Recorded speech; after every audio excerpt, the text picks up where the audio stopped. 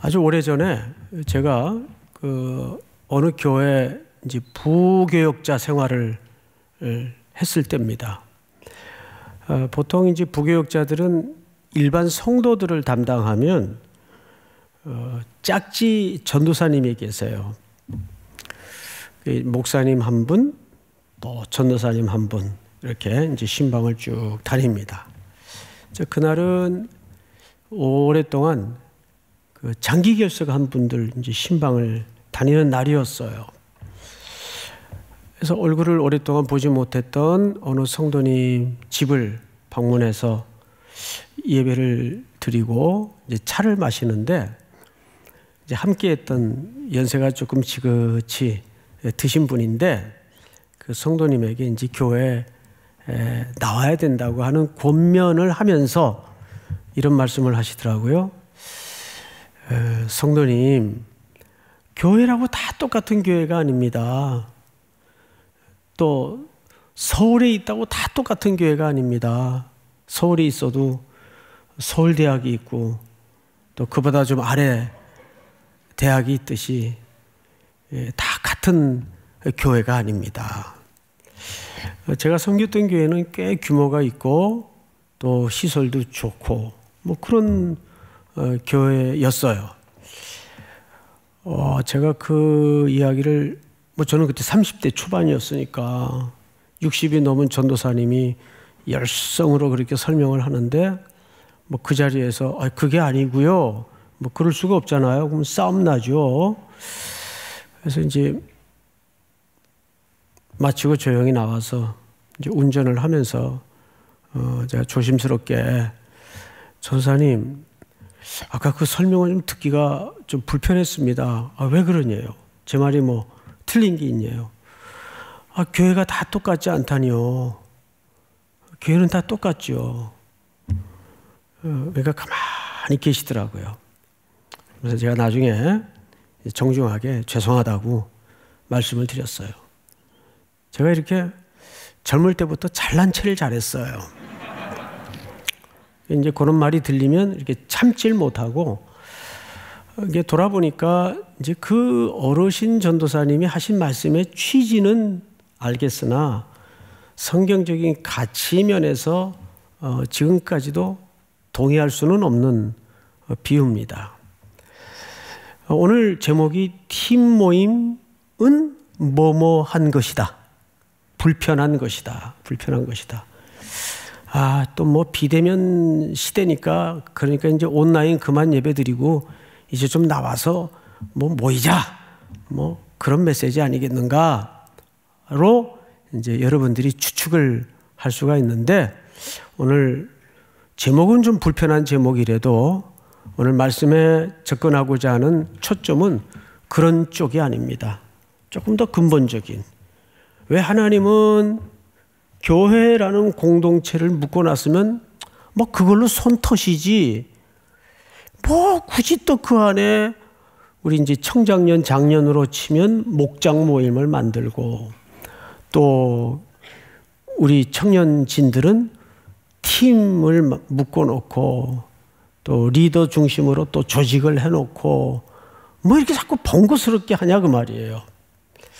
자, 그런데 이런 조직들이, 그래서 공산당들이 제일 무서워하는 조직이 기독교 조직이에요. 이건 매주 모이잖아요. 주중에도 수시로 모이잖아요.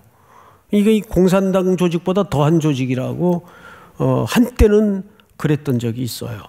근데 정말 그런 비교로 치자면 이 교회 조직은 참 어마어마한 조직이에요. 이런 조직이 이렇게 자율적이고 자발적으로 유지된다는 게 이건 불가사의한 일입니다. 자, 그런데 오늘 저는 조금 다른 차원에서 이야기를 하려고 합니다. 또 팀 개편 시기가 오거나 진 개편 시기가 오면 어떤 일이 벌어지냐면, 좀 불편한 형제나 자매들이 있으면 이걸 가지고 폭탄 돌리기를 해요. 좀 간사님이 좀 데리고 있으면 어떻겠냐고. 이거 가지고 아주 홍역을 치르는 경우를 그때마다 봐요. 왜 이런 현상이 유발하냐 하면 성경에서 말하는 모임의 의미에 대해서 우리가 깊게 다다르지를 못했기 때문입니다. 그래서 오늘 고린도전서 12장을 중심으로 좀 그 의미를 바로 잡아보도록 하겠습니다. 1절을 우리 한번 같이 읽어볼까요? 시작. 형제들아, 신령한 것에 대하여 나는 너희가 알지 못하기를 원하지 아니하노니. 기침하느라고 물 먹을 타임을 놓쳤어요. 여기 보면 형제들아, 신령한 것에 대하여 나는 너희가 알지 못하기를 원하지 아니한다. 그러니까 알기를 원한다 그 말이에요. 뭐에 대해서? 신령한 것에 대해서.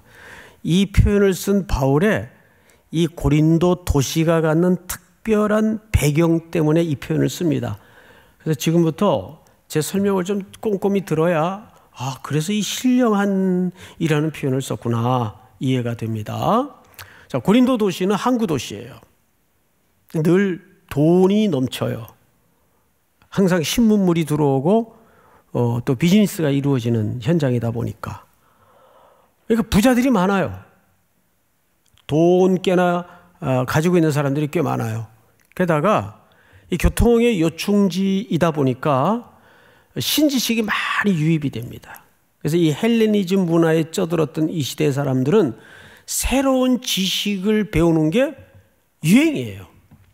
근데 무엇도 그렇게 이해를 했는가 하면 복음마저도 그런 새로운 지식의 한 아류로 이해를 갖기 시작합니다. 어쨌거나 바울은 도망길에 고린도 항구 도시에 도착을 해서 브리스길라와 아굴라를 만나고 그 집에서 교회가 시작이 됩니다. 교회가 만들어졌어요. 형성이 됐겠죠? 그리고 많은 성도들이 모이기 시작하는데 주로 돈 많은 사람들 또 노동자들 막 섞여서 모이기 시작한 겁니다. 그러니까 이 도시는 굉장히 음란했어요. 그리고 곳곳마다 우상을 섬기고 많은 신들을 섬기는 도시 중에 하나였습니다. 그리고 신지식을 숭상하고. 그런데 교회가 만들어지니까 그 교회에 하나님께서 뜻밖에도 어마어마한 은사를 부어주셨어요. 뭐 통역의 은사, 방언의 은사, 예언하는 은사. 그래서 어떤 현상이 벌어졌는가 하면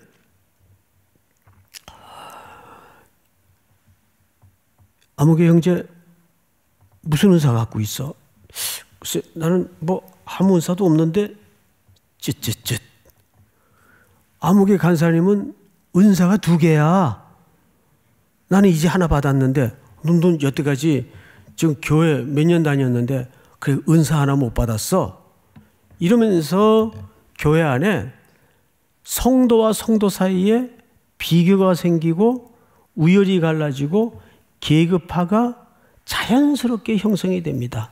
은사 받은 사람, 은사 못 받은 사람, 은사 받았는데 3개 받은 사람, 2개밖에 못 받은 사람, 딸랑 1개 받은 사람, 이렇게 계급과 계층과 레벨이 형성되기 시작합니다.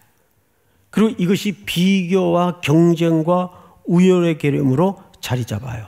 그러면서 서서히 이 교회 한복판에서 1%의 엘리트 위주의 그룹들이 형성이 됩니다. 근데 이 사람들은 만나기만 하면 자기들의 영적인 엘리트주의에 빠져서 표현하는 것도 아주 영적인 말만 써요. 제 친구들이 이제 여러 종류가 있는데 만나면 항상 무슨 소리인지 모르겠는데 신령한 단어와 개념만 얘기하는 친구가 있어요. 근데 듣고 나면 머리가 아파요. 뭔 소리를 했나. 근데 또 한 친구는 나는 돈이 꼭 있어야 된다 그러고 아주 현실적인 얘기만 해요. 그 친구 만나면 탁 현타가 와요. 그런데 돌아서면 현실적인 고민과 얘기를 하는 친구로부터 더 감동을 받아요. 사실은 더 은혜를 받아요. 제가 정말 인간은 그렇지. 이 뭐 단어서부터 뭐 욕도 얼마나 잘하는지 막 욕할 때는 제가 그냥 움찔움찔 할 정도로 험한 욕을 해요. 근데 그렇게 은혜가 돼요. 그렇게 절대 거룩한 표현이나 언어를 쓰질 않아요. 고린도 교회 그 1%들은 만나면 은혜, 할렐루야, 형제님, 하나님께서 하셨습니다. 이렇게 신령한 언어를 골라 쓰는 거예요. 그 이면에는 진짜 그 사람이 신령해서가 아니라 신령함을 드러내서 자기가 이 정도다라는 우열의 개념을 확고하게 하기 위해서 바울이 그 현상을 본 거예요. 그래서 내가 너희들이 신령한 것을 알기를 원한다.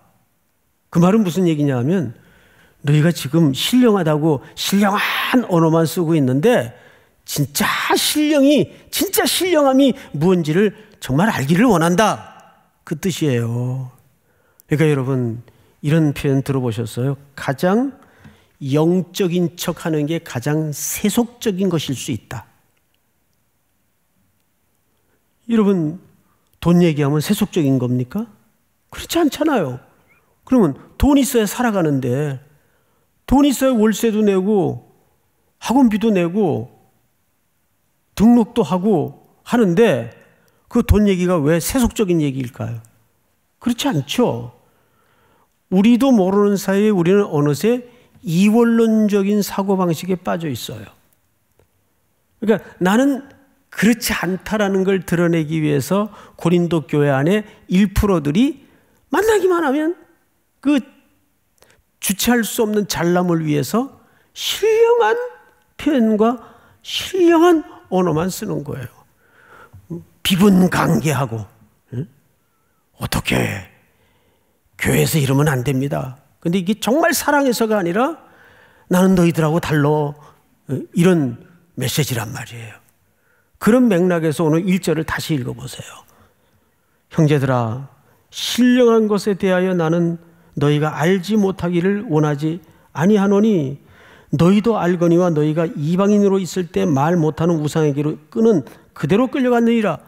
이 말은 무슨 말일까요? 왜 갑자기 이 2절이 쓰여져야 했을까요?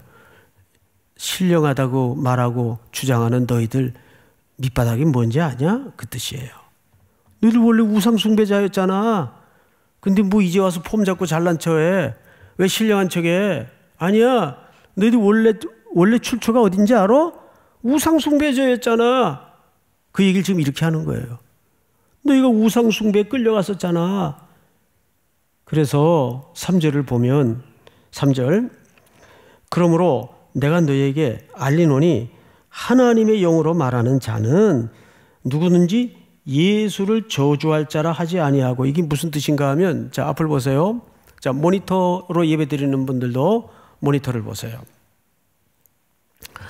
고린도 도시는 저마다 우상 한 개씩은 다 섬기고 있어요. 그런데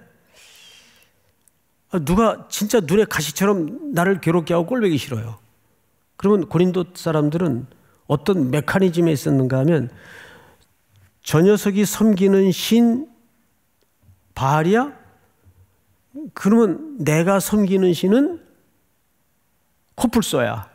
그러면 코뿔소의 이름으로 저 바알 섬기는 저놈을 망하게 해달라고 저주를 하는 거예요. 그러면 만약에 그 저주가 통했을 때는 누구 신이 이긴 겁니까? 내가 섬기는 신이 코뿔소 신이 이긴 거예요. 그런데 딱하게도 고린도 교회 안에 예수를 구주로 영접하여 믿는 이 성도들마저도 예수를 그런 아류의 한 신으로 이해를 하고 예수의 이름으로 자기 미운 사람 저주하고 그러더라 그 말이에요. 이해가 돼요? 이것이 고린도 도시의 종교 분위기였어요. 그러니까 예수님마저도 마치 예수의 이름으로 저주하면 예수가 저주를 해주는 그런 여러 신 중에 한 신 정도로밖에 이해를 갖고 있지 못했던 것 같아요. 3절 그 얘기입니다. 그러므로 내가 너에게 알리노니 하나님의 영으로 말하는 자는 누구든지 예수를 저주할 자라 하지 아니하고, 하나님은 사랑의 하나님인데 또 성령으로 아니하고는 누구든지 예수를 주시라 할 수 없느니라. 이 말은 무슨 얘기예요? 너희가 만나기만 하면 고상한 언어 쓰고 마치 너희가 이성으로 논리적인 깨달음과 스타디를 통해서 예수를 영접하고 믿은 것처럼 착각들을 하고 너희들이 믿은 것을 하나의 계급장으로 자랑으로 하고 있는데, 아니다. 이성과 논리로 예수를 깨닫고 믿는 것이 아니라 외부로부터 오는 성령의 강권적인 역사로 너희가 예수를 믿게 된 거다. 공로는 우리에게 아무것도 없다. 내 안에 의의가 없다. 그 얘기를 성령님을 통해서 하시는 거예요. 성령으로 깨닫게 된 거지. 성령으로 은혜를 받게 된 거지. 성령으로 구원을 받게 된 거지. 여기 누구도 마찬가지예요. 제가 이제 어느 분이 나와서 강의를 하는데, 카이스트 교수님이 나와서 강의를 하는데, 그 학교는 참 비상한 천재들이 많더군요. 근데 얘기를 들어보면 우리하고 완전히 딴 세계예요. 생각하는 구조와 회로 자체가. IQ가 보통 200전으로 왔다 갔다 하는 친구들이 부지기수로 있어요. 그럴지라도 여러분, 예수 그리스도를 논리적으로 이성적으로 믿을 수가 없어요. 그건 영적인 문제고 우린 그 안에서 죽었던 자이기 때문에. 이것은 전적으로 우리의 의는 그래서 외부로부터 오는 거예요. 그걸 여기서는 성령으로 말미암지 않고는 누구든지 그리스도를 주라 시인할 자가 없느니라. 이제 본론을 이야기합니다. 4절을 보세요. 4절. 은사는 여러 가지나 성령 같고 직분은 여러 가지나 주는 같으며 또 사역은 여러 가지나 모든 것을 모든 사람 가운데에서 이루시는 하나님은 같으니. 자, 여러분, 은사, 직분, 사역 얘기하는데 그 살포시 드러나는 공통 분모가 하나 걸러지죠. 삼위 하나님이 다 나옵니다. 성령님, 예수 그리스도, 하나님. 이 삼위 하나님의 협업과 교제 안에서 교회 공동체의 은사와 직분이 경영되어진다라는 얘기를 이렇게 합니다. 그러니까 여러분, 모였다고 해서 다 기독교적인 모임이 될 수는 없어요. 기독교의 모임은, 그리스도인들의 모임은 작은 모임이든 큰 모임이든 전부 그 뿌리가 어디에 기초하고 있어야 됩니까? 삼위 하나님의 경영과 협업 속에서 기초하고 있어야 돼요. 여기에 뿌리 내리지 않는 어떤 단체도 그것은 사회단체와 다를 바가 없어요. 십자가만 달았지 교회 아닌 경우가 종종 있습니다. 어떤 사람은 그 교회는 교수, 변호사, 의사, 소위 사회 식자층들밖에는 못 가는 교회들이 있어요. 그건 교회일 수가 없죠. 그건 그리스도의 몸일 수가 없죠. 모든 모임은 누구나 그리스도의 몸으로서 연결이 가능해야 되는데, 또 어떤 분은 부자들만 와요. 어떤 교회는. 가난한 사람들은 거기에 올 수 있는 분위기가 안 돼요. 그건 교회일 수가 없죠. 그래서 이 이야기가 어떻게 풀어져 가는가를 우리 글 하나를 보고, 제가 이 본문을 준비하면서 참고했던 책이 독일의 그 행동주의 신학자 본회퍼라고 아시죠? 들어보셨죠? 이분은 그 독일의 기독교가 나치즘과 연합을 해서 독일의 교회에 복음을 변질시킬 때 분연히 떨고 일어나서 목숨을 걸고 순교했던 아주 좋은 신학자입니다. 이분이 순교했기 때문에 그냥 행동주의 실천 신학자로만 알고 있는데 그렇지 않아요. C.S. 루이스만큼이나 깊은 사색과 신학의 과정을 통해서 좋은 글들을 많이 남겼어요. 그중에 제가 이번에 참고했던 책이 보네퍼가 쓴 성도의 공동체 생활이라는 책입니다. 붉은 표지로 되어 있는데 그 책을 어떻게 읽어야 되느냐 앞부분에 그 강영한 철학 그 교수님이 이런 글을 소개했어요. 한번 띄워주실까요? 제가 좀 읽겠습니다. 오늘날 한국교회는, 여기서 띄워야 돼요. 오늘날 한국교회는 마치 이런 거예요.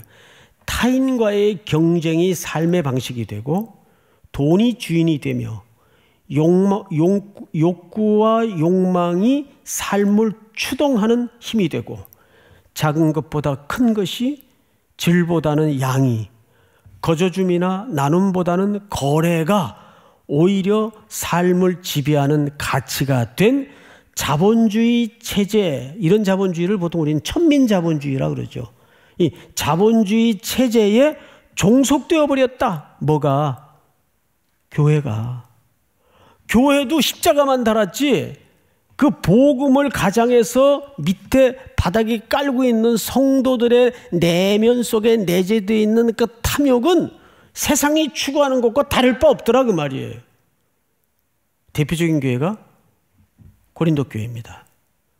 고린도 교회는 서론 시간에도 말씀을 드렸다시피 교회 안에 그런 성도들의 우열이 갈라지고 계급화가 되고 서열화가 이루어졌어요.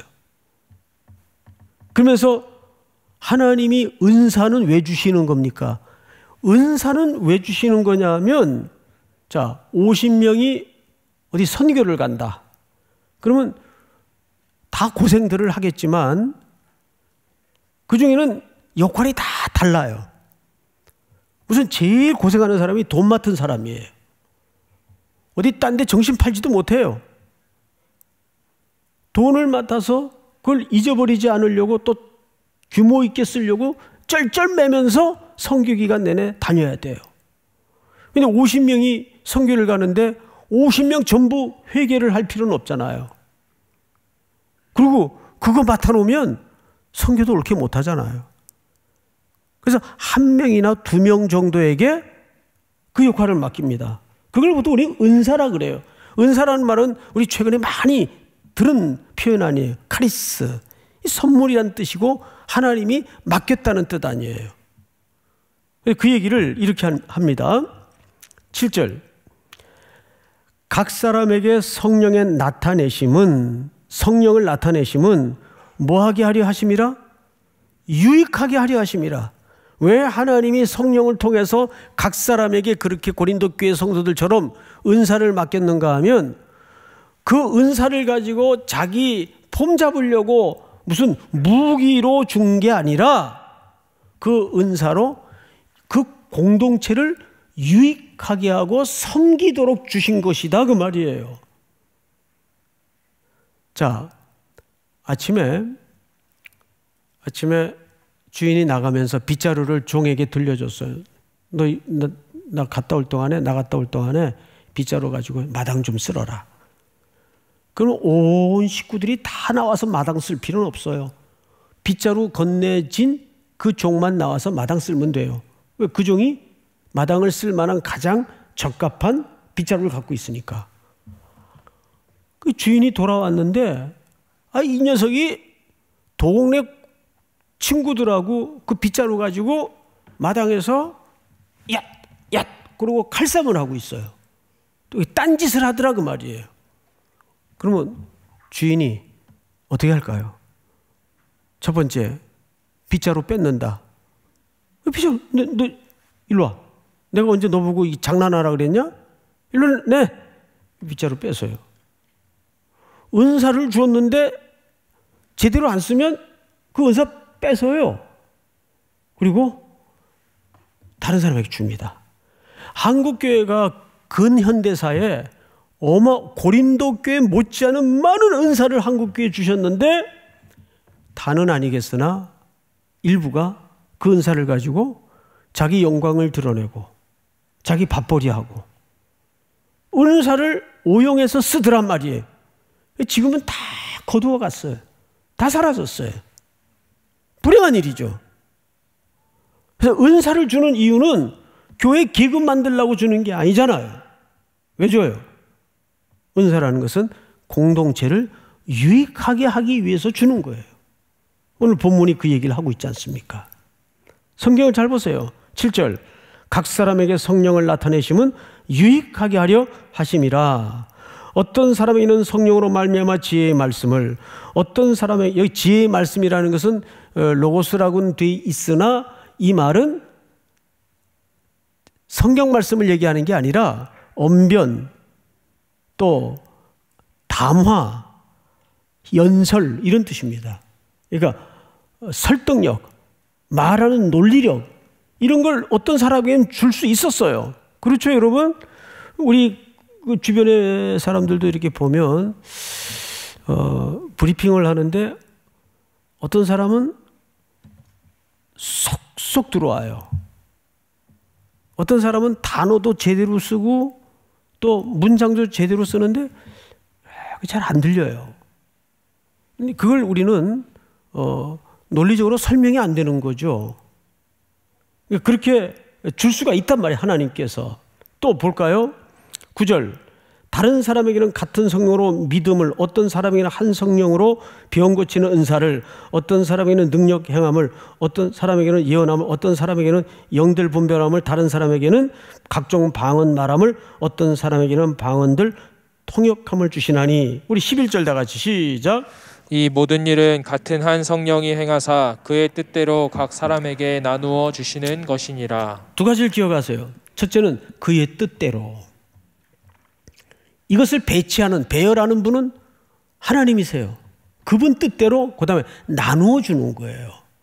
그런데 고린도 교회는 이 공동체의 은사를 주시는 참 목적을 잘 모르고 그걸로 교회를 분열시키고 서열을 만들고 계급을 만들고 우열화시켜서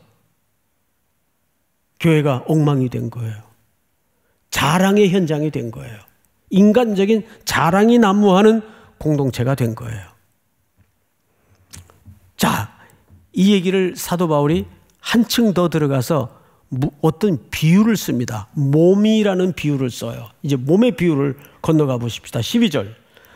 저하고 여러분들이 교독을 좀 하죠. 몸은 하나인데 많은 지체가 있고 몸의 지체가 많으나 한 몸인 것 같이 그리스도도 그러하니라. 시작. 우리가 유대인이나 헬라인이나 종이나 자유인이나 다 한 성령으로 세례를 받아 한 몸이 되었고 또 다 한 성령을 마시게 하셨느니라. 이 얘기를 왜 할까요? 여기에 가장 많이 등장하는 앞으로의 표현이 한이라는 표현입니다. 한 몸, 한 성령. 고린도 교회 안에 유대인들도 들어와 있고 이방인들도 들어와 있고 헬라인들도 들어와 있으니까 일부 성도들이 그룹을 지어서 본토인, 이방인, 헬라인, 종들, 노비들 이걸 자꾸 구분을 해요. 그러면서 그들은 마치 열등한 신자고 본토인 자기들은 우월한 신자고. 요즘 한국 교회에 지금 외국인들이 많이 들어와 계세요. 우리 속에도 은근히 그런 잘못된 우월감을 갖고 있는 경우는 없을까요? 이게 굉장히 위험한 생각입니다. 그래서 오늘 사도 바울이 우리는 다 그리스도라는 몸에서 하나로 묶여진 것이다. 그러면서 조금 더 실제적인 이야기로 들어갑니다. 14절. 한 지체뿐만 아니요 여럿이니 만일 발이 이르되 나는 손이 아니니 몸에 붙어있지 아니하였다 할지라도 이로써 몸에 붙어있지 아니하는 것이 아니요. 자, 여러분 이제 앞을 보세요. 제가 체격은 작지만 그래도 여러분들이 갖고 있는 거 다 갖고 있어요. 머리끝부터 발끝까지. 그래서 오늘 이 본문을 보면서 내 몸에서 가장 고생하는 지체가 어느 지체일까 했더니 발이에요. 발. 햇빛도 못 보고 냄새나는 퀴퀴한 밑바닥에서 평생 이 고단한 몸을 받쳐내느라고 늘 깔려 있어요. 얼마나 고생을 해요. 그리고 귀 여김 받지도 못해요. 게다가 또 관리 잘못해가지고 또 무좀까지 있어가지고 맨날 각질 긁어내고 고생이 많아요. 그래서 제가 제 발을 봐도 딱해요. 얼마나 불쌍한지 몰라요, 발이. 예? 얘는 어쩌다 내 발로 태어나서 이렇게 고생이 많을까. 그런데 얘 안 되겠다. 독립시키자. 그리고 잘라. 그러면 족구는 뭘로 하고? 그리고 어떻게 걸어 다녀요? 가장 존귀의 여김을 받지 못하는데 이 없으면 안 돼요. 제 인생이. 이런 군에서 행군하다 보면 제일 먼저 어디가 나가는지 아시죠? 발톱이 나가요. 발톱 빠져봐요. 앞으로 진전이 안 돼, 이게. 발톱이 빠지면. 걷질 못해요, 잘. 힘들어서. 하나님이 의 온몸을 창조하시고 설계하시고 만든 걸 여러분 거울 앞에서 자기를 한번 찬찬히 묵상해 보세요. 그 자아의 에고이즘에 빠지라는 얘기가 아니라 너무너무 신묘막측해요. 얼마나 귀하게 절묘하게 만드셨는지 몰라요. 예? 각도, 넓이, 간격, 이거 다 누가 만드신 거예요? 하나님이 창조하셨다고요. 나는 가끔 그런 생각을 하네요. 모든 남자들이 현빈처럼 생겼어. 세상에 그 지루해서 어떻게 살아요? 여기 봐도 현빈, 저기 봐도 현빈. 그러니까 외국에 나가보면, 우리 선교 나가보면 제일 재밌는 구경이 뭐예요? 문화재가 아니에요. 관광지가 아니에요. 사람들 보는 게 제일 신기해요. 사실은 지방만 가도 그래요. 다 하나님께서 절묘하게 만드셨단 말이에요. 우리 모든 몸의 지체가. 여러분 이거 그냥 장식품으로 만드신 것 같은 눈썹? 아니에요. 이거 없으면 운동할 때 땀이 눈으로 바로바로 들어가가지고 어디서 걸러주질 않으니까 힘들어요. 이런 걸 하나님께서. 그러니까 이 눈썹도 사이사이에 여백을 만들어서 거기 살살살살살 스며들게 해가지고 옆으로 싹 흐르게 만들잖아요. 이야, 이 창조의 설계를 하나님이 아니면 누가 하시겠어요? 그것뿐만 아니라 저 벌판에 짐승들 뛰노는 거 보세요. 그 현란한 색깔들, 초록의 그 다양함, 하늘을 배경으로 한 그 아프리카의 초원들을 한번 보세요. 정말 기가 막혀요. 이제 이 팬데믹 상황이 맞춰지면 이제 아프리카 쪽으로도 우리가 좀 선교 개척을 하려고 그래요. 얼마나 아름다운지 몰라요. 그 아름다운 자연 속에, 그런데 하나님의 형상대로 지음받은 인간들은 가장 피폐하게 처참하게 살고 있는 그 언밸런스를 우리는 보게 될 겁니다. 자, 성경을 보십시다. 18절 보세요. 그러나 이제 하나님이 그 원하시는 대로 지체를 각각 몸에 두셨으니 만일 다 한 지체뿐이면 몸은 어디냐? 이제 지체는 많으나 몸은 하나라. 눈이 손더러 내가 너를 쓸데없다 하거나 또한 머리가 발더러 내가 너를 쓸데없다 하지 못하리라. 그뿐 아니라 더 약하게 보이는 몸의 지체가 도리어 욕이 나고 우리가 몸에 덜 귀히 여기는 그것들이 더욱 귀한 것들로 입혀주며 우리의 아름답지 못한 지체는 더욱 아름다운 것을 얻느니라. 여기 네 가지 표현을 썼어요. 쓸데없이 여겨지는 것, 덜 귀하게 취급받는 것, 약한 것, 아름답지 못한 것. 근데 우리 공동체 안에도, 자, 이제 앞을 보실까? 이게 어쩌면 오늘 가장 중요한 본론이에요. 우리 모임을 하다 보면 솔직히 마음속으로만 대답을 하세요. 어떤 진상들은 얘는 좀 우리 팀에 안 왔으면 좋겠다. 그렇게 마음이 자연스럽게 생기는 형제나 자매들이 꼭 있어요, 없어요? 있죠. 예, 저도 있던데요. 그런데 그런 지체나 형제들, 자매들이 여기서 지금 뭘로 표현되는가 하면 쓸데없다, 약하다, 덜 귀하다, 아름답지 못하다. 이제 주로 이런 분들이 리더들에 의해서 폭탄 돌리기가 됩니다. 네가 좀 데려가면 안 되겠냐? 네가 데려가. 이렇게 되는 거예요. 여러분, 우리 인생에 보면 뜻밖의 역설이 많아요. 저희 교회에 이제 계시다가 지금은 다른 교회 담임으로 가신 분인데 오랫동안 함께 동역했던 목사님이에요. 이분이 캐나다로 유학을 가셨는데 허름한, 유학생이 뭐 좋은 아파트 살 수 있겠어요? 옆이 다 들리는 허름한 아파트에서 이제 겨우겨우 공부하면서 유학을 하는데 그 옆에 정말 끔찍한 자매가 사는 거예요. 장애를 가진 데다가 알코올 중독자예요. 그리고 온갖 질병이 있기 때문에 이 자매도 세상 살고 싶지 않은 거예요. 캐나다 자매인데.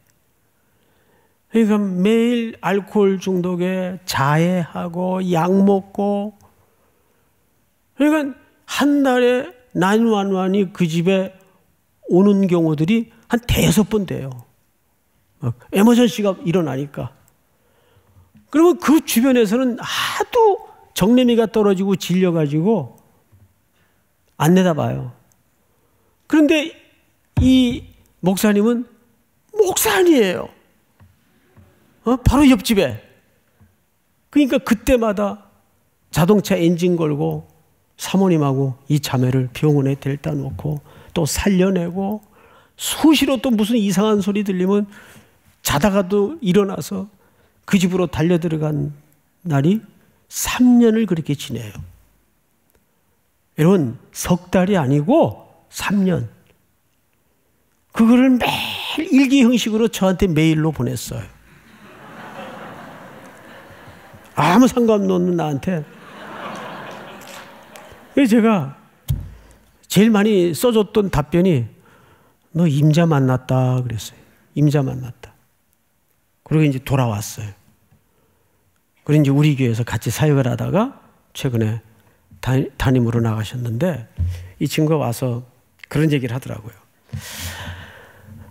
목사님, 그때 생각하면 지금도 긴장이 된대요. 그런데 사실 그 3년 동안 제가 목사로 거듭났던 시간이었습니다, 목사님. 제가 그 시간이 없었다면 저는 아마 가짜 목회했을 것 같아요. 저는 그 혹독한 시간이 아내와 3년을 부딪히면서 목사로 성숙되어진 시간이었다 그래요. 그러면 그 자매를 돌아봐야 되는 시간을 통해서 그 자매만 돌봄을 받은 겁니까? 아니죠. 여기 역설에 신비가 있는 거예요. 그래서 여러분 25절 한번 볼까요? 25절 다 같이 시작. 몸 가운데서 분쟁이 없고 오직 여러 지체가 서로 같이 돌보게 하셨느니라. 네. 하나님은 그런 약해 보이는 형제, 덜 귀하게 여기는 자매, 또 아름답지 못한 어떤 분들, 이런 분들을 끌어안고 돌보라는 거예요. 근데 그 돌봄을 받는 사람만 유익을 위해서가 아니에요. 그 돌아보는 가운데 공동체가 뜻밖의 복을 받아요. 건강해지는 거예요. 서로 사랑을 배우는 거예요. 부부도 그래요, 여러분. 어쩌다가 뭐 워낙 금실이 좋은 부부도 있긴 해요. 그런데 대부분의 부부들이 오랜 세월 지나는 동안에 조금씩 양보하고 서로 닮아가면서 나중에 7, 80, 한 4, 50년 살아내신 부모님들 보면 닮아 있어요. 근데 그분들의 젊은 날을 들어보면 닮을 수가 없는 관계예요. 내가 어쩌다가 줄 잘못 써가지고 이 인간하고 엮였나 이러고 몇십 년을 살아내다 보니까 먹는 음식도 같아지고 습관도 같아지고 나중에 얼굴이 둘이 비슷해요. 실제 그렇게 됩니다. 그래서 결혼의 배우자는 나이 차가 몇 년이 가장 적합하냐? 뭐 그런 쓸데없는 통계 들여다보지 마세요. 그건 아무 관계가 없어요. 그죠? 9년 정도면 제일 적합해요. 9년.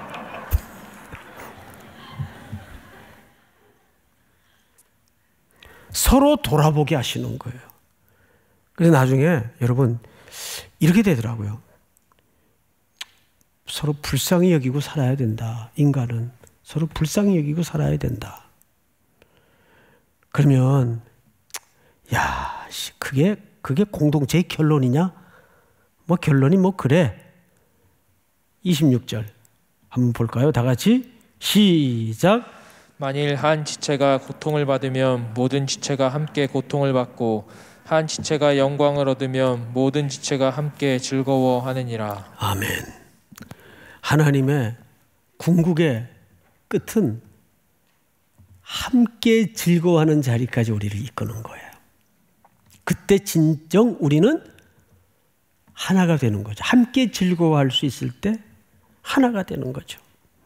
나는 지금 아직 취직을 못하고 있지만 같은 처지에 있던 형제가 취직이 됐어요. 야, 너무 좋다.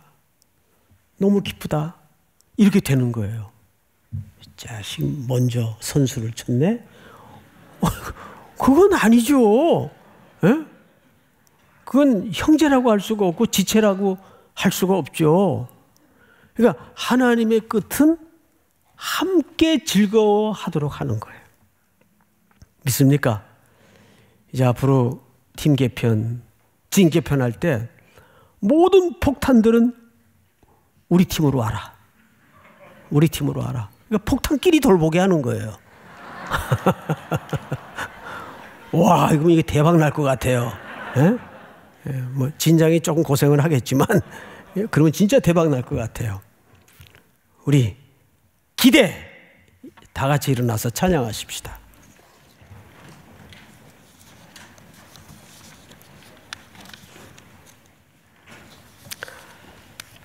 주 안에 우린 하나, 모습은 달라도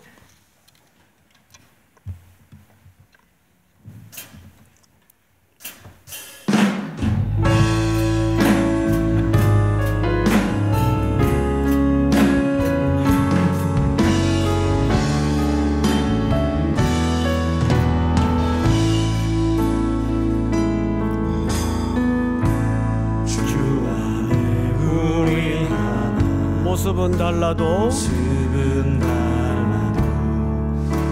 예수님 한 분만 바라네. 사랑과 선행으로 서로를 격려해 따스함으로 보듬어가리. 주님을 위함에 함께 하시니 형제자매의 기쁜 것을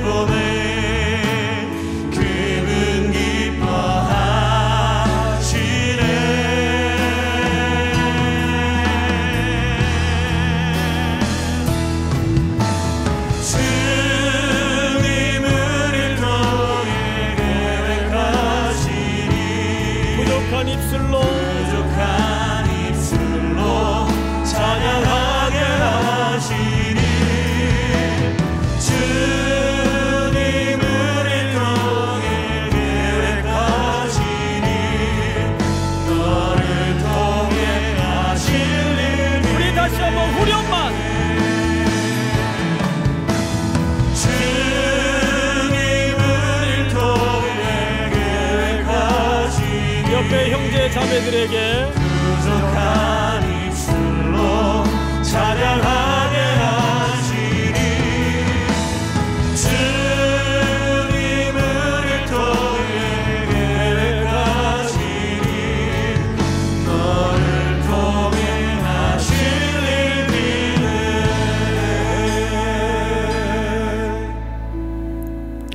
믿네. 지금은 우리 구주 예수 그리스도의 은혜와 하나님 우리 아버지의 사랑과 성령님의 교통하심이 머리 숙여 경배를 드리는 사랑하고 사랑하는 우리 귀한 청년들, 성도들, 머리 위에 해외, 군에 멀리 출타해 있는 형제 자매들, 복중의 생명까지 영원토록 함께 있을지어다.